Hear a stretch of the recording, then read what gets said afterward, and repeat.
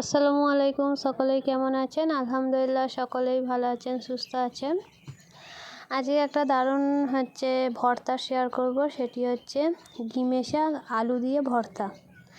এই শাকটা হয়তো অনেকে নাও চিনে থাকবেন বা অনেকেই চিনে থাকবেন। এটা হচ্ছে গিমে শাক, একটু তেতো তেতো ভাব। তাই এই শাকটাকে প্রথমে সেদ্ধ করে নিতে হবে। তার জন্য কড়াইয়ে দিয়ে দিয়েছি আর গ্যাসের আঁচটা একদম হালকা করে দিয়েছি। সব শাকগুলো এর মধ্যে দিয়ে এবার ঢাকনা দিয়ে কিছুক্ষণ রেখে দেবো 5 মিনিটের মতো। গ্যাসের আঁচটা কিন্তু একদম লোই থাকবে। 5 মিনিট পর ঢাকনাটা খুলে নিয়েছি। দেখুন কতটা পানি বেরিয়েছে শাকটার মধ্যে থেকে। এতে কিন্তু কোনো রকম পানি না দিলেও হবে, পানি দিতে হবে না। এর মধ্যে থেকে যেই পানিটা বার হবে সেই পানি দিয়েই শাকটা পুরোপুরি সেদ্ধ হয়ে যাবে।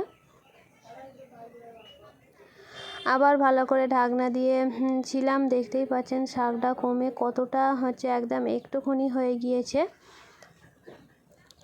এটার মধ্যে এখনও একটু পানি পানি আছে, তাই ভালো করে এটাকে কিছুক্ষণ 5 থেকে 6 মিনিটের মতো নাড়িচাড়ি পানিটা পুরোপুরি শুকনো করে নিয়েছি, কারণ পানিটা থাকলে ভর্তাটা ভালো হবে না।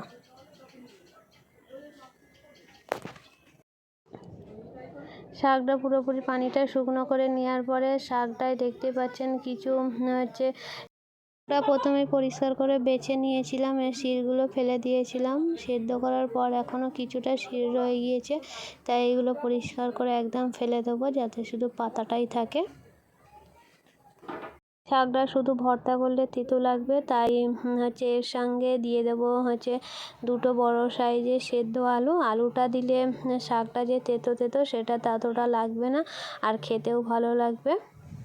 তাই আমি আলাদা আলু সেদ্ধ করে নিয়েছিলাম। আলুটাকে এর সঙ্গে আলুর খোসাগুলো ছাড়িয়ে এর সঙ্গে ভালো করে ভর্তা করে নেব। আলুগুলোকে ভালো করে ছেনে নিয়েছি। এরপরে শাক আর আলুটাকে একসঙ্গে ভালো করে ছেনে নেব, যাতে আলু আর শাকটা ভালো করে মেখে যায়, তেতোও একটুকুও লাগবে না।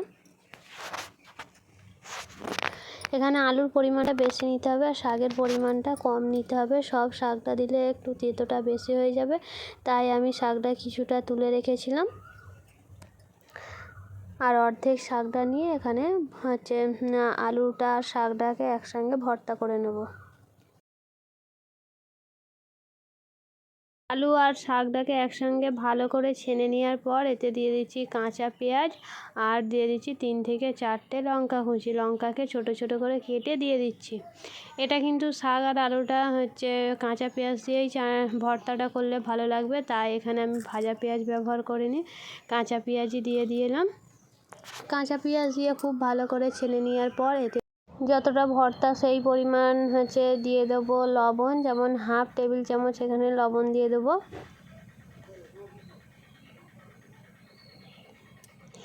1/2 টেবিল চামচ লবণ দিয়ে দিলাম। এরপরে এতে দিয়ে দেবো সরিষার তেল।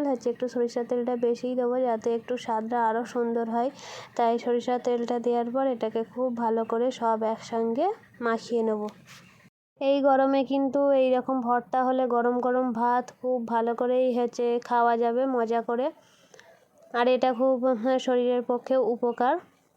আশা করছি এই ভর্তাটা আপনাদের ভালো লাগবে।